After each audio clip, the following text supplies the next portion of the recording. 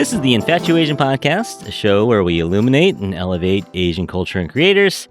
Happy New Year. Actually, this is our New Year's I think this is going to be the first episode of the year. So happy New Year's, everyone out there. We got a great conversation for you coming your way. I always love it when we get a local guest and I can convince them to come to the studios here at Galileo High School. So we are in person today and we are speaking with Ashely Du, who is a first-generation entrepreneur, grew up in the projects of San Francisco. Ashely founded Meaningful Beginnings, which is a childcare business here in San Francisco. She's also the founder of Daycare Consulting, creator of Bright Path Fund, a nonprofit, and partner at Sequoia Commercial Group, all while being a mom of 3, and also has her own podcast and YouTube channel. So welcome to the show, Ashely Du. Thank you so much, Curtis. Thank you for having me. I'm so excited, and I look forward to learning and teaching. Yeah, no, I when I found out you're local, I was like, oh, I wonder if she'd come to Galileo to record. Yeah, no, of course. I mean, I am born and raised in the city in San Francisco, so Yeah. I know Galileo well. I actually came to a prom here. Yeah, do you have any pictures? We got to put it on the Instagram. Maybe. I'm not sure if I want to share it, though. Yeah, I know. No, I know that feeling. How are you doing? Did you have lunch today? We usually ask people if they've eaten yet. Yeah, I mean, I am doing great. I normally don't eat lunch, actually. So I am a 1 meal a day person. No breakfast, no lunch, and typically just dinner. Oh, interesting. Sometimes I'll skip a meal too, but it's not always on purpose. Sometimes it's, just because it happens that way. We're kind of in the middle of a cold snap. Mm-hmm. You keeping warm? You enjoying the cold weather? What are you, a summer person, winter person? I will say I'm a all over person. I like all of them. I like all the seasons. I enjoy the cold and as well as the warm. In San Francisco, we kind of are pretty mild. So anything below like 62 feels really cold to us. Now, there's people in Minnesota right now probably laughing at us because 62 is like summer day for them. But yeah, we got a little bit of a cold snap. Can we dig into your journey a little bit?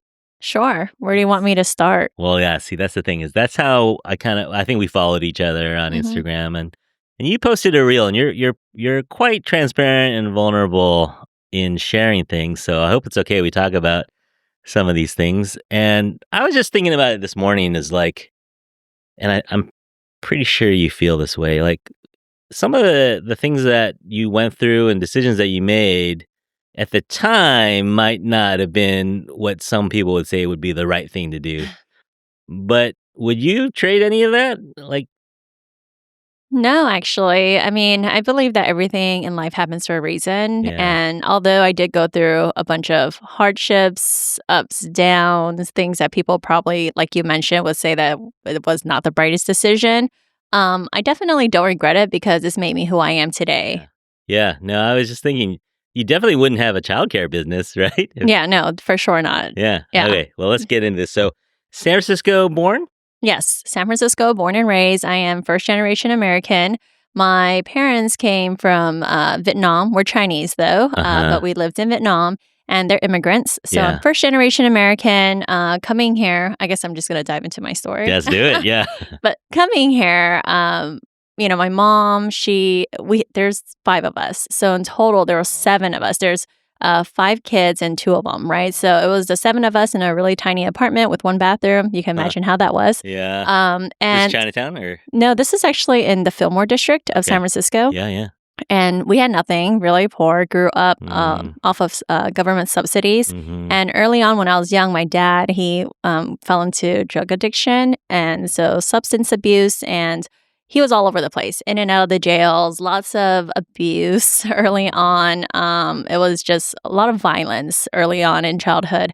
Even when I was 9 years old, I remember a story specifically, and I actually remember it, him coming to my elementary school and pulling me out of school to ask me if I had any money. Oh, and then my teacher had to call my mom and was like, hey, this is not okay. Yeah. So that's just a little glimpse into how my childhood was. And every night there was a lot of uncertainty. Yeah. Meaning that I wasn't sure if I was going to go to school the next day, mainly because of the fact that my parents would get into an argument, they'll get into a fight, and then cops would come and all sorts of just things would happen overnight. So with that type of traumatic childhood and no type of stability, I grew up pretty much in the streets. Like, I didn't really have support in the household. My youngest brother and I were 6 years apart. So by the time I was 6 years old, he was 12 years old. He was already hanging out with his friends. So you're the baby. I'm the baby, and I'm the only girl in the family. Oh. Yeah, so there was no one hanging out with me. Even though I have older brothers, it felt like I was the only child growing up. So the age gap. Right, exactly. And so, yeah, early on, I just learned that my family are people from the streets. And I got picked on a lot when I was younger. I was bullied, and eventually I found my home with people in Chinatown. And at that time, they were called like the gangs, the triads, and all that stuff. And that was actually not a good idea, right? Like joining those things. But at that time, it felt like it was a great idea. And so early on, I decided I had to work. And so by 13 years old, I was no longer living at home and I was working. My first job was at Quickly's. Really? Yeah. And then once I started making money, I'm like, why do I need to go to school? School is not important for me. And that was not my priority. So I started working early on. And then by the time I was in sophomore year of high school, I decided to drop out. Are you paid under the table? Because 13 years old, not technically legal, right? Yeah, I have no idea how that worked. I mean, I don't even, this was a while ago. Right, so at that time, it was not as strict. You didn't really think about it. Now, this is the story, like for those of us who grow up in this, I teach public high school, and there's that myth that Asians are, good students, successful, gonna grow up and be an engineer or a doctor or a lawyer, and this is the harm in that, I think, is that when, like, if you walked into my classroom, I probably would have thought that you were a good, quiet kid that was gonna do all her homework and everything. I'd just make those assumptions, or I'd make those prejudgments on you. But that's not always the case. The people, especially, not especially, but Asian kids, there's the full gamut of social economics versus, parental support. And so it's unfair for some kids to walk in with those expectations, and we don't know anything about your home life or what you're going through. Yeah, exactly. And growing up, because I'm first generation American, my mom only spoke to me in Cantonese. Sure. So up until third grade, I did not speak English, and I was in ESL for the entire childhood. Right. And I remember But you were born here. Right, exactly. I'm born here, but I was in ESL, and I didn't really get the support that I needed. And so for me, I got support on the outside through friends on the streets and things like that. Or your chosen family, right? Yeah. Exactly. Yeah. Which then led me into, like, I was clubbing when I was 16 years old at 21 and up clubs, like doing all the things I was not supposed to do as a 16-year-old. And then eventually I met my ex-husband and got married. At 18? I actually met him at 17, and then we got married at 18, and then 2 months later, I got pregnant. Again, that's not really the resume of someone who's going to be a successful entrepreneur, but we'll get there. Right. We'll get there. So you're kind of living on your own, basically, at this point, supporting yourself, working, raising a kid. And then I think you had a second kid as well. And then where did the business idea come in? It was just survival, right? Is that what you say about yourself? No, like I said, everything happens for a reason. So I got married to my ex-husband because of stability, right? There was no stability growing up. So when he was like, let's get married, and he was 13 years older than me. Okay. So when I was 17, he was already 30, and he was at the age where he needed to get married. And so early on, he told me that, we're going to get together, then we have to get married. And again, because I had no stability, I was like, oh, right now that's stability. Sounds great, yeah. So I'm like, okay, let's go and do it. Didn't really think about it and just jumped in. And then shortly after that, we had kids. And throughout that process, though, again, because everything happens for a reason, he is an entrepreneur. And I learned a lot through him and his family and how they ran their businesses. So that fell into like why I decided to open my own business. And at that time, our downstairs, we had tenants, but they moved out. So I was a stay-at-home mom at the time. And I'm like, you know what? Why don't I do something? And I literally Googled, like, what can I start? And one of them was a daycare business. And at the same time, I was going to school for nursing. Okay. But when I found out I was pregnant, I was like, okay, I can no longer go to school. So I dropped out of college. And then when I was a stay-at-home mom, I'm like, okay, why don't I try this daycare thing? Because you got to take care of your own kids. Exactly. So I turned our entire downstairs into a daycare. And then, shortly after that, we ended up getting busy. We blew up.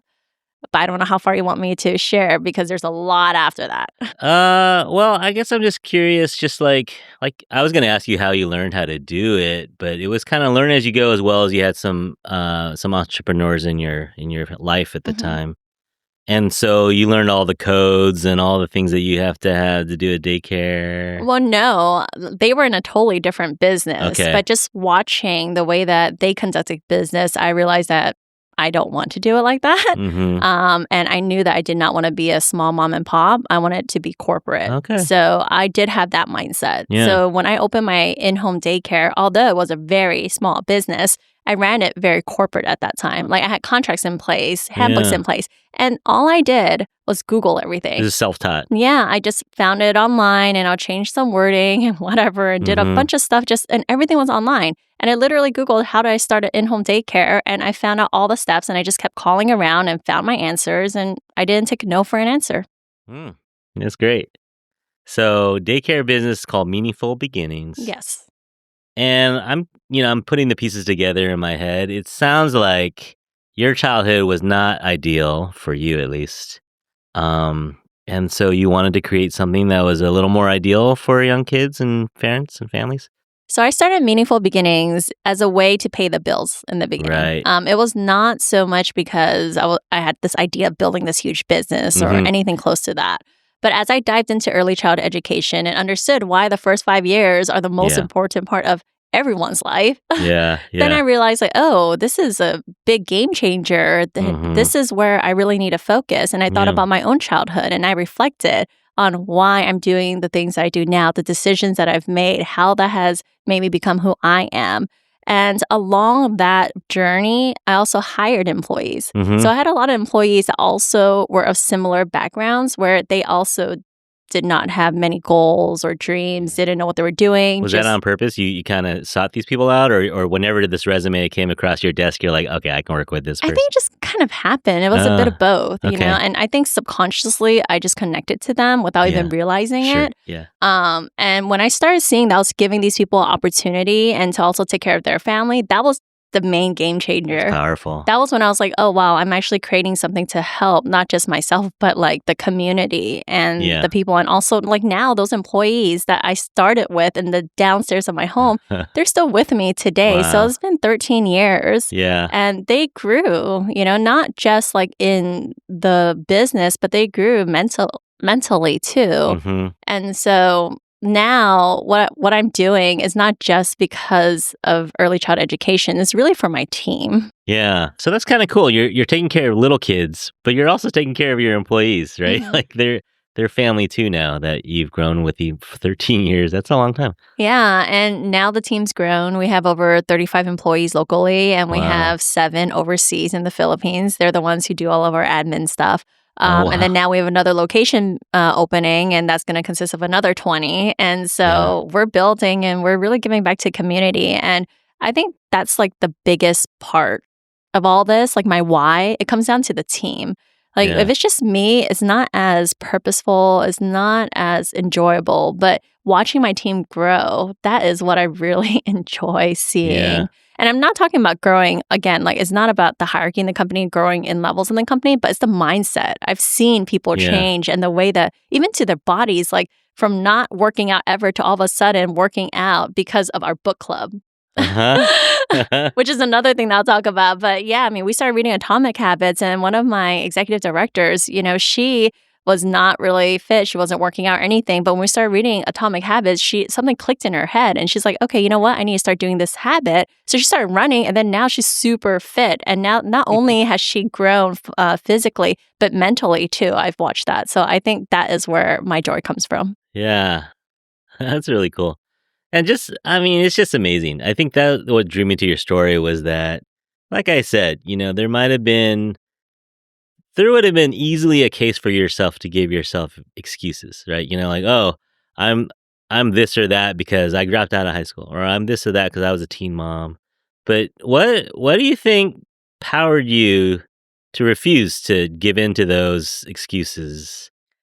I think it was from always being the underdog and having this fire in me because I always felt like I was not good enough. Growing up, because we're the poor family, we never had enough. I always felt like I was different, not just for myself in school. That was very apparent because I went to Presidio, and Presidio was a little bit more of some affluent families in that area. Sure, yeah. And so they always had like the nicest clothes, nicest shoes, new things. And I was wearing hand-me-downs, old shoes, and always wearing the same thing because I didn't have anything. Yeah. But aside from that, though, in my family, too, like we're the underdogs. Like my mom compared to her siblings, right? Oh, really? So I always felt like I was not good enough. And there was something in me where I'm like, no, I know I am. And I think that had a lot to do with a teacher of mine, actually. When I was in 3rd grade, I had a teacher. His name's Mr. Lee. And he really took me out of that environment and told me that I'm bright and told me that I'm smart and told me that I'm capable of doing things. And I didn't realize it when I was younger, but looking back now, because I'm healing myself and I'm going through this self journey and healing journey, that I realized that he actually played a huge part because he told me that it's possible and that I can do it. It's the first believer. Yeah. And once he started believing in me, I think something subconsciously clicked and I was like, you know what, I can do it. Yeah. And it was that mixed with a lot of pressure. Like it was things where like, there were times where I had nowhere to stay. There were times where my bank accounts were empty. There were times where I couldn't eat because I didn't have money. And I think when you go through those type of things and you've gone through such lows, you don't have a choice but to go up from there. Yeah. Yeah. You still keep in touch with Mr. Lee? Unfortunately not. I'm not sure where he is today. Oh, we got to find him because I love that part about teaching. And as a high school teacher, it's a little more immediate, right? Because I see them go to college and then they come back in 4 years.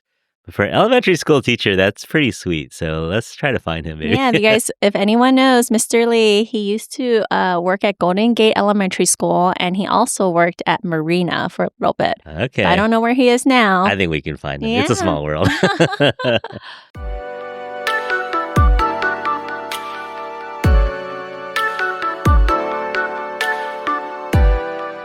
All right. So you started the business, and just for the nitty gritty of it, it was in your family's lower level, or your ex-husband's lower level. When did you move out of there? It was after we decided to separate and divorce, and a bunch of things again happened. There was a lot of pressure, and that situation was not ideal. So I was sort of like in a pickle, and I'm like, I think it's time for me to find another location instead of running it from the downstairs of my ex-husband's home. Right. And so then next thing you know, I find a location, I built a location, and then we're out. That was Taravel was first? Yes, but there was a lot of mistakes and things that happened because I thought it was easy. And my mind was like, oh, all I have to do is just, build things and put a construction crew into there and, it'll be up and ready. Yeah. But no, there's like all this city stuff that you have to deal with and making sure that they allow you to do it. So long story short, I ended up spending double the amount of money that I thought it was going to cost and also double amount of time that I thought it was going to take. So it was a lot of learned lessons there. But now you expanded to Forest Hill, Laguna Honda, and then you said now in San Mateo, coming soon? Yes, exactly. All right. So business is growing great. Lessons were learned along the way, but now you're also helping other people start was this just because people kept asking you, how do I start a daycare? Or how did you start your consulting business? Well, I thought about, let's go back a little bit. My friends all ask me about business advice all the time. Okay. And I'm always giving people advice on business. And so one day I was just like, you know what? I wish there was someone like me who would help, who was there when I was going through all of these challenges and errors and mistakes. Yeah. But there's nothing like that out there. There's no childcare consultants or daycare consultants that actually just care about you and your growth in your business. Like, I'm not the type that's like, oh, I'm going to bill you an hour for 30 minutes of work. I'm the type where I'm like, oh, I want to help you save money because I know that you're trying to build a company. And so for me, I'm just trying to provide a service that I didn't have. And apparently it's much needed. Yeah. So you get inquiries all the time? Not all the time, but enough. And also, like, I get inquiries from all over the nation, actually. Like, I have a client right now from Virginia. Okay. Yeah. Yeah, because when we had kids, we were looking for someone who was doing something maybe not corporate was kind of our thought. So we're looking at people in their homes, and it really varied from one person to the next. Right. What they had, how they ran it. Some people ran it like a real solid business, and others were like, I'm just like your auntie, I have 5 kids running around or whatever. It's really varied. So I could see that there's a need out there because a lot of these folks were a little older or immigrants themselves and wouldn't know how to start a business. So I could see it being very valuable. Yeah, and the other thing is that most people, they don't really know the regulations and compliance that comes with childcare, and they don't realize how important it is. A lot of people start it because of the money factor, kind of like how I did in the beginning, right? But then after you truly learn about all the things that goes on in a child's development, then you realize how big of a part you play in the child's life, which is also why it's very important for me to stand up for early child education. Because if we don't, nobody will. And it's not a big part and it's not priority in many parts of our country. But it is because we could be raising the next, who knows, like Obama, Elon Musk, whoever, right? And the first 5 years are the most important part of a child's life because that's where they download everything, their systems, their habits. It's going to go into their adulthood. So who they have as a caregiver is going to be very important. Even their diet and language, like so everything. Important. Yeah, no, we have one girl is a little pickier of an eater, and we're like, I wonder if she was exposed to enough foods as a baby, right? And daycare people, the daycare workers are spending more time with them than we are. Exactly. So we drop them off in the morning. We maybe have half an hour with them in the morning and maybe a few hours with them at night, and that's it. Exactly. Yeah. And I mean, going back to diet, that's the thing, right? If you have a caregiver that's going to go above and beyond and try all the time to keep reintroducing different veggies, different fruits, and different things, they're going to eat it because the child only knows what they know, what you've introduced them to, right? But if you get a lazier caregiver that's like, no, I just want to do what's easy. The child only wants to eat this. I'm only going to give them that. You're going to end up getting a pretty picky eater. Yeah. We were so grateful, though, because we had one girl super clingy, our oldest, super clingy, and she actually kind of got kicked out of the first one because she cried too much.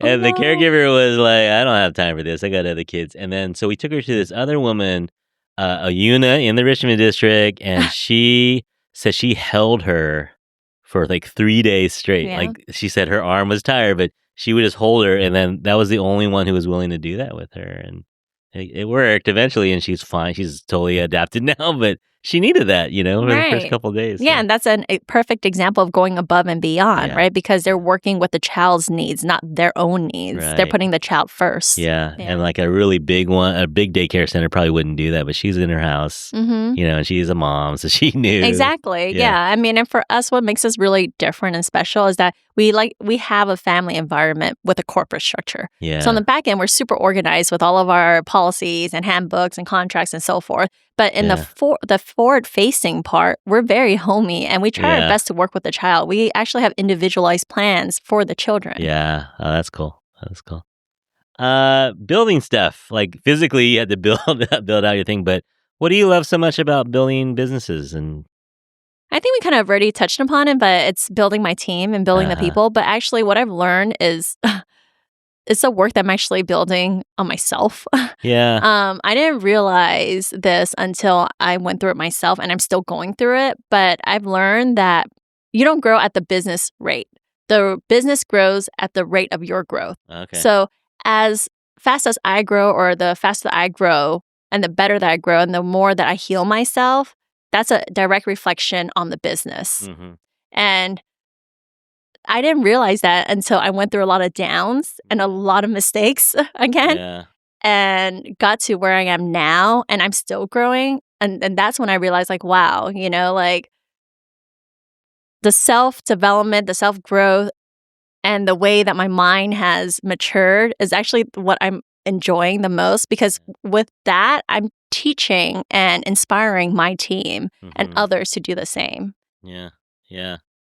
Okay, so those are some of the good things about starting your own business. What's the worst part about having your own business? It's also the people. Yeah. I mean, finding all the right people to be in the right seats, it's very challenging. And so I've gone through a lot of bad, but also a lot of good. The challenging piece is juggling the different personalities. I mean, we're a large team now. I've probably gone through hundreds of different employees now by now at this point. And the hardest thing is the people and getting them to understand and be on your page. And a lot of times now, the other thing is back then, you would think, oh, the boss, entrepreneur is so great, right? Like they probably can do whatever they want, but that's not the reality. Yeah. I used to think like, oh, if I'm the boss, they work for me. Right. But now it's like, no, I work for them. And being able to understand what the needs are of my people was one of the hardest things for me to learn, and I'm still learning right now. Yeah. So the people is challenging, but also politics, like city politics. Literally politics, yeah. And then also dealing with not just the students that are more on the challenging side, but also the families and the parents. Yeah. And we're like a higher end school, right? So the type of people that we get, they're all like... They're expecting a lot. Yes, they're professionals. They're very smart individuals. And they also just expect a lot, as they should. And I get it. But the other thing is sometimes they bring all of their feelings into the school as well. Then it goes into everybody else, right? Yeah. So... It's the people piece. I could see that. Yeah. So I didn't tell you this. Between college and what I'm doing now, I just needed a job to get before I went to credential school. So I was a preschool teacher at Stanford. Wow. They had a childcare center at Stanford, and it was great for me at the time. I was 23 years old, and it was great, but it was hard work. Long hours and low pay. Yeah. And that's just the reality of it, because you don't have, like a private school or a public school.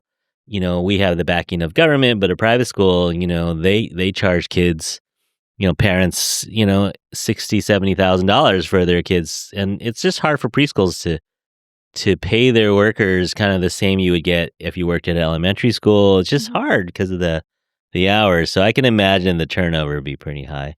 Yeah. I mean, the biggest thing is that we have ratios that we have to cover, right? So with the young babies, it's like 1 to 4. 1 to 4. And then with the toddlers is 1 to 6. And with the preschoolers is 1 to 12. Although, like, in reality, our ratios are usually lower. That's why we'll have floaters and people that are around. Yeah. Because 4 babies to 1 adult is actually a lot, right? Like 4 crying babies, 4 changing diapers, like it's a lot. And that is one thing that I'm always talking to my leadership team about, like, how do we fix this issue? But this is something like we're too small for that. You need the people. Exactly. Yeah. Yep. And then I know a little about parents being difficult. Public school's a little different, but parents. Parents. And I mean, the other thing for us, that's why like pay. Going back to pay, the thing is that the teachers are not staying with us because of the money, okay? They stay with us because of the culture. Yeah. It's the culture that we've built, and that is what makes us different from other people too. It's the culture. And I was just talking to someone on my leadership team this past weekend because we were on a leadership retreat, and she was telling me how she came from a really big corporation, and she's like, there was no room for growth there, and I was too young, and there was no one that would look like me that's named a director. Meaning that she's too young and she's Asian. And she just said that, when you look at their leadership team, there was no one that looked like me. That's why she wanted to come here. Yeah. Because over here, which goes back to my core, right? She's like, there is room for me. There is room for growth. And there are people who look exactly like me in the leadership role. Yeah. And again, for me, because I was always the underdog, now I like to give chances to other people too and help them rise and help them grow to show what's possible for them. Did you ever consider, like, okay, when maybe you had a tough month or a tough couple months, did you ever say, you know what, I think I want to just go work for someone else and get a salary and health benefits and stuff, work for Costco or something? Funny enough, it does cross my mind. It has. And I mean, occasionally I do think that. But at the end of the day, I go back to like my why and why I'm doing what I'm doing. And I just have too many people that are relying on me, not just my staff, but also my family, right? Yeah. And I feel like I am really good at what I do, and I am resilient, and I have the grit to get to where I want to be. And so I feel like I'm made for this. So there's a little bit of that like psychotic, narcissistic, entrepreneurial personality in there. Pain. Yeah. You like, live for the pain. I joke around my girlfriends who are entrepreneurs, and we're like, we're a whole different type of animal. Like, why do we choose to make our lives so crazy? Like, we could have just married rich and sat pretty and been like, let's just, go to yoga today and hang out, right? Well, I mean, we talked a little bit about my experience. This is my first job, and I've been here for 30 years. Wow. And I'm just kind of like that guy. I'm that guy who likes to work. I don't need to be the boss. I just like to work. I like just getting a regular paycheck. I'm not of the rich dad, poor dad. I'm the poor dad. But But this podcast is the first thing I've ever really built from the ground up, and it's very satisfying. And I think, I'm in my 50s now, but if I had built this podcast in my 20s, I might have been tempted to try to build something else, because it is fun. It's super satisfying. There's no one to blame but yourself, in my case, it's a one-man operation, but it's kind of satisfying. I could definitely see why someone would want to build. I mean, all my 20s, I was just fine with a paycheck, but I could see why someone would want to do it. If I have anything to say, it would be to make all your mistakes while you're still young and you could still come back from it. Like, I think that's part of the reason why I am where I am today is because I started young and I made all of my mistakes early on. And it was okay to make those mistakes as a 20-year-old. You can recover. Right. Yeah. I mean, even in your 30s, 40s, 50s, you can still recover. It's a mindset thing, Yeah. But of course, the sooner you do it, the sooner you'll learn your lessons, the sooner you'll get to where you want to be. And the less responsibilities you have, Exactly. No kids. No mortgage. Right. Exactly. Yeah. All right, so that's cool. Just talking about business, and now and that sounds like you're just giving back to other people, and that you just enjoy this, and you started your own podcast. What was your vision for the podcast?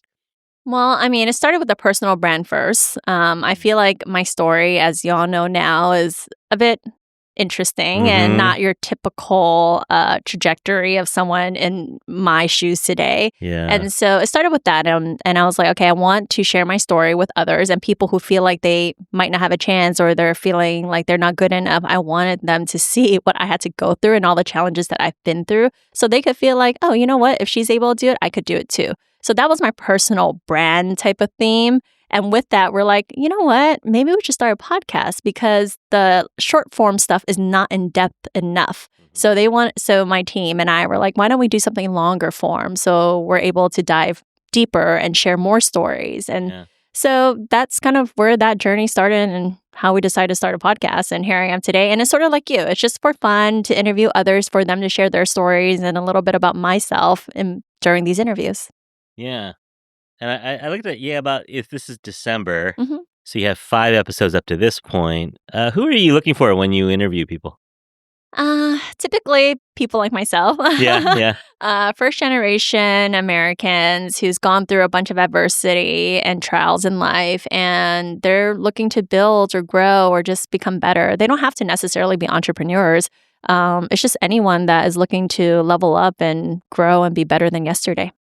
Do you kind of look for underdogs yourself? You said you felt like an underdog your whole life. Yeah, all the time. Like those who can relate to me and they know what imposter syndrome is. Yeah. I definitely have a lot of that. And I talk to my other friends who are similar backgrounds and they also feel it. But I've spoken to people who grew up silver spoon fed. I'm like, do you know what imposter syndrome is? And they're like, no. I'm like, okay, you guys cannot be on my podcast because you probably don't have a hard enough story for me to share. I mean, that's sort of a joke, but yeah. Anyway, with that said, like, you just gravitate towards those that have a story. Because it just I can relate more, and they understand when I tell them the challenges. Yeah, I agree. Like, I've interviewed some quote unquote celebrities, and I'm drawn to the one, like, people say, well, who's on your bucket list to interview? And of course, I would love to interview, Simu Liu or Aquafina or whatever. But I kind of like interviewing the actor who's in stuff, but is not the star. Like maybe they've been in 20 things. Like I just yesterday, I interviewed Nico Santos. He was Oliver in Crazy Rich Asians, if you remember that character. And he's in Superstore and he's this other show now. But I like his story better, because I could try to interview Constance Wu, but I feel like Nico has maybe more of an interesting story because he wasn't the first person he had the audition, he had to make his way in there. And I kind of like that story a little better. Yeah, no, I can totally relate to that. Yeah. All right, so if you want to watch Ash's podcast, Ashely Do on YouTube, go check it out. There's 5 episodes now. I think by January might be more. Okay.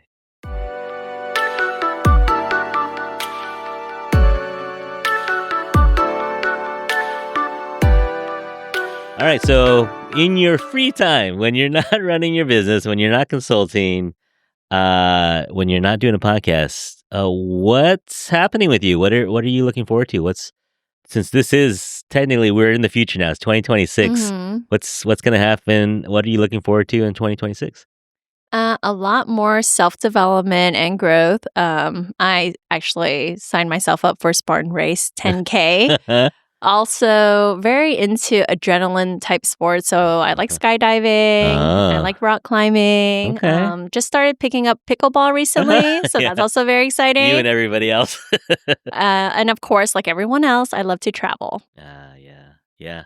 Anything on the horizon for travel? Yes, so I will be going to the Philippines to meet with my VAs, my virtual assistants, for the first time, which is great. Also have plans to go to Hong Kong, some other parts of Asia, and the rest TBD. We'll see. Yeah. We'll see. Leave it open.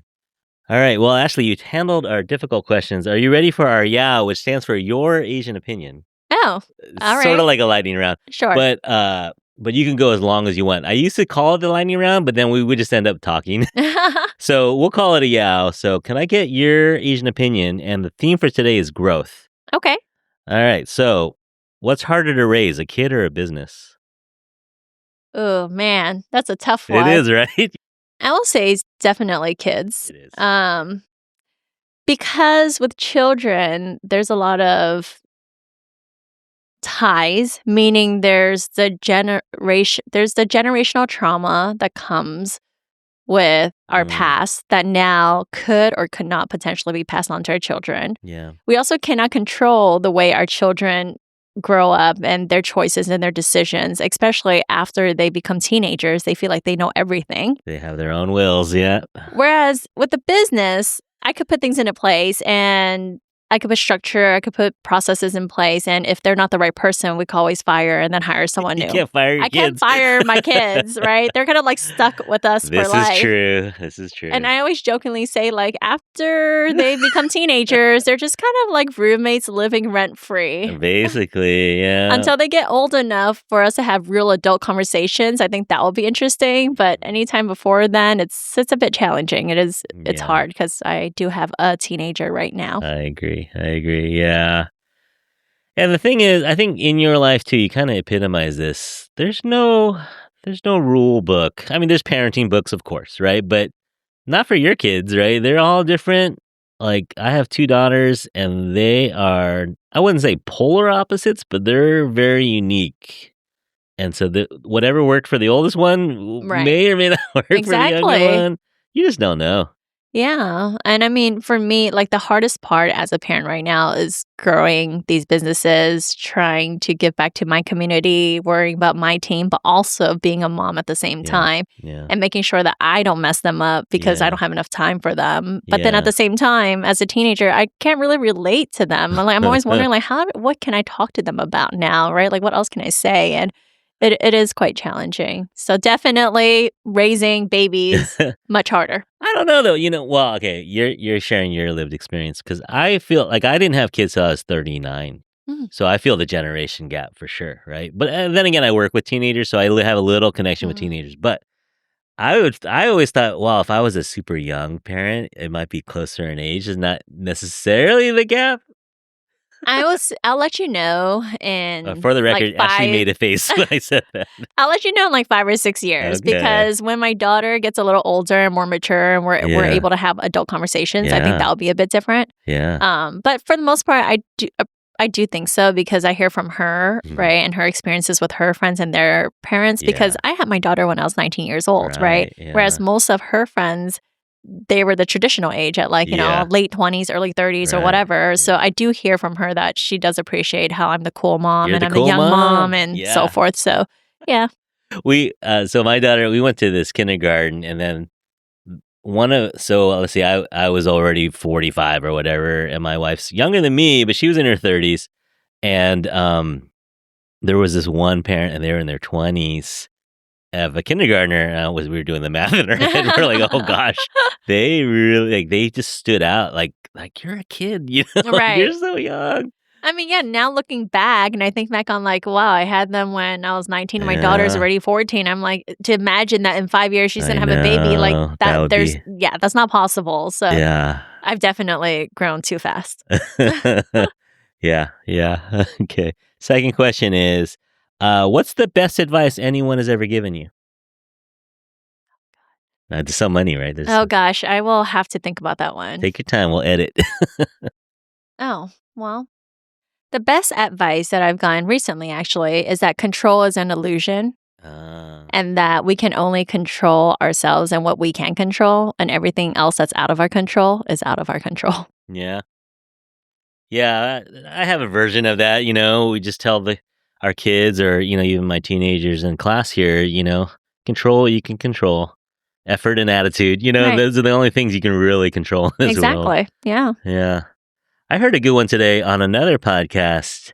It's kind of dark, but it was like, and then you die. Like, Oh. you're just saying, like, everything you're building, everything you're doing, just to have or everything bad that's happening to you, just realize that we're all leaving. None of us are getting out of here alive. Right? That's 100% right. And sometimes I do think about that. Like, why am I working so hard and trying to build all these things when at the end of the day, we're all going to go anyway? Yeah. And something that I do try to live by is to stay present as much as I can, because you never know when your time is here, it is time, right? Like, can't control that.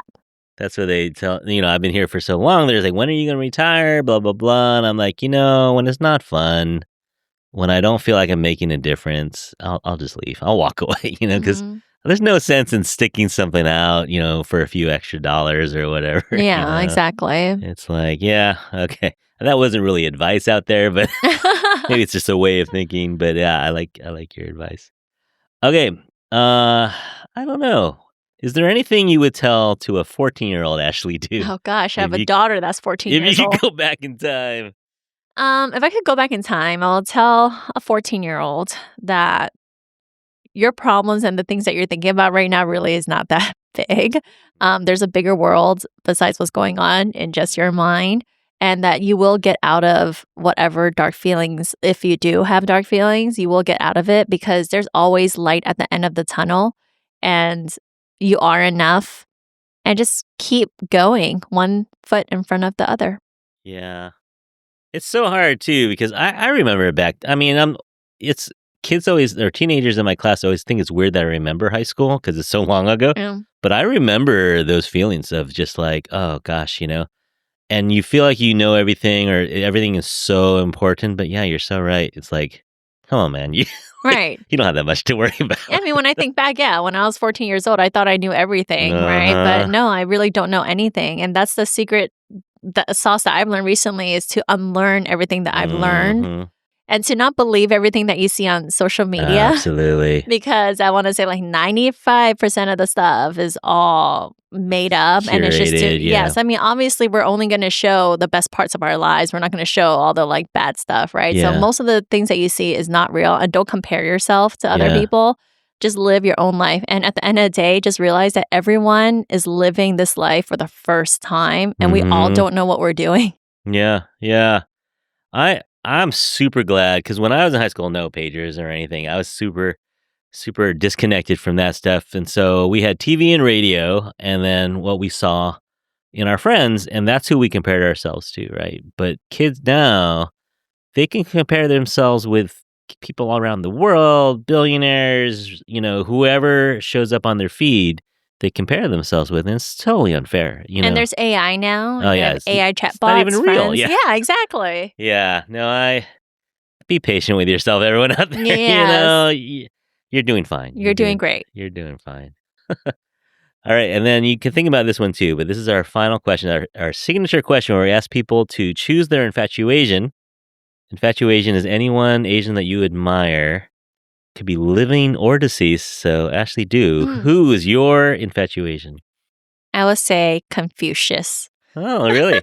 Are you a spiritual person? I am very spiritual, especially because now I'm on this healing journey of repairing my childhood trauma and generational trauma. And so I will say that I'm quite spiritual. And Confucius, although I don't know much about him, I know his quotes, and I feel like he's a very wise man. Yeah. And if I had a chance to go back in time, I'll definitely want to meet him and have conversation with him. That would be cool. Yeah, I don't know much about him either, but so much of probably, like, even though I'm on my mom's side, I'm fifth generation, And so I don't have a tight connection with my Chinese roots.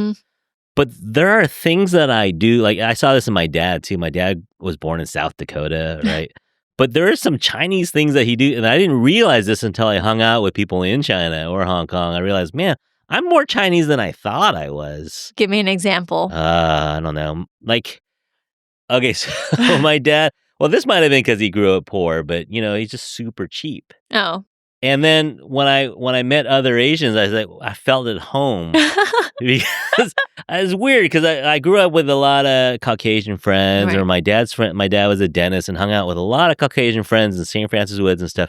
And your clients, probably. For sure. And so I just thought I was like the worst Asian. I thought I was like a terrible Chinese person. But then I started hanging around Asian people at Lowell, and then when I went to Davis, and then I started going overseas in college, and I felt strangely at home. And I can't totally put my finger on it, but there's certain things that we do that I think are probably rooted in Confucianism. Yes. And I just felt at home there. And it was the weirdest thing because I always thought I was the most whitewashed Asian ever. That's part of this podcast, actually, is to touch into my roots a little bit. But yeah. There's a learning lesson there, to always live below your means. Yeah. I mean, I wish I had learned that sooner. That's another thing that I would like to share. Yeah. But I love the fact that your dad was frugal. And I mean, just because you're frugal, it's not a bad thing. It just means that you know where your money's going. So he was a dentist and a professor at UCSF. And he drove I inherited his 2008 Yaris with roll-down windows, no power locks or anything. And, here's this dude, and his friends have yachts, and his friends have, homes in Napa and Tahoe and stuff like that. But he drove this beat-up car. Well, it wasn't beat. He bought it new, but he bought the lowest level model, and that was just his style. He wasn't going to buy a Mercedes. He wasn't going to buy a Lexus. What I've learned is you really don't need that much in life. He never needed it. Yeah. I mean, and I feel like when you actually have enough spiritually and internally, like you really don't need that much of the external stuff. Yeah. So are you reading any Confucius, or do you just, whenever it pops up, you kind of take notice? No, I'm not reading any specific Confucius books right now, but I do read a lot of like philosophy books and things about life. Yeah. Yeah. No. Maybe since this is the New Year episode, maybe I gotta go to the library and get a Confucius book. Yeah. Read about him. I love history. Yeah. I wouldn't say I love philosophy, but I respect it and I want to learn more. So maybe I'll get a historical book on Confucius, and then maybe some of his teachings too. That'd be cool. Yeah, for sure. And whatever you learn, you could teach me afterwards.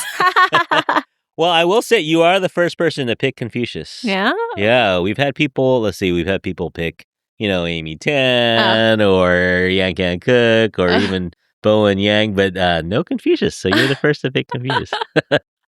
He's on the Mount Rushmore of Asians, right? He's got to be up there. Yes, for sure, definitely. In terms of Asians, yeah. Yeah. I guess I'm an old soul. It took 4 years to get someone to pick Confucius. All right. That's cool.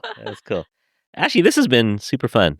Thank you so much for having me, Curtis. Yeah, no, we'll be in touch. I mean, we live in a small city. Everyone out there, San Francisco is a lot smaller than you think. Yes. And so I'll bump into you at Chinatown or somewhere. Yeah, one of these days when I want to come visit you, now I know where to find you. Actually, just talking to you, I would love for you to come to Galileo and talk to some kids someday. Oh, yeah, I would love to. Yeah, we can make that happen. We used to have this club called the Women's Empowerment Club, and they would have great women entrepreneurs come.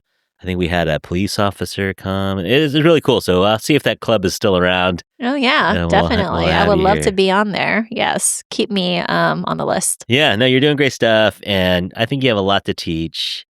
And just, and you're not afraid to share your flaws and the things that you've done. So I appreciate that about you. Thank you for allowing me to share my story. And I really enjoyed the conversation. So I will take up on that offer, and I will be here to visit you whenever I'm in the city. Whenever you're ready, just come by. Come by, sit in on a class. If you want to learn more about Ashely, you can go see her on Instagram, or are you on TikTok or anything? I'm not on TikTok. So it's Instagram. We're at In Ash's World. I'll type all this out in the show notes so everyone out there, you can read it. In Ash's World on social media, and her website is ashleydu.com. Very original, very creative. Sometimes simple's the best. And you can check out her podcast on YouTube and just search up Ashely Du and you'll find it. Thanks so much for coming, and we'll bump into you. Yeah, thank you for having me. All right, everyone out there. So I say this tagline at the end. I say, we hope that you're all happy, healthy, and safe was the word I use. I'm going to let you choose the third word. Okay, so start thinking about it. Okay. And if you want to write to us, you can find us at infatuasianpodcast@gmail.com. You can find us on social media at Infatuasian on Instagram. Thank you, as always, for listening. And on behalf of Ashely and myself, we hope that you're all happy, healthy, and living. And we'll talk to you soon. Bye, everyone. Bye.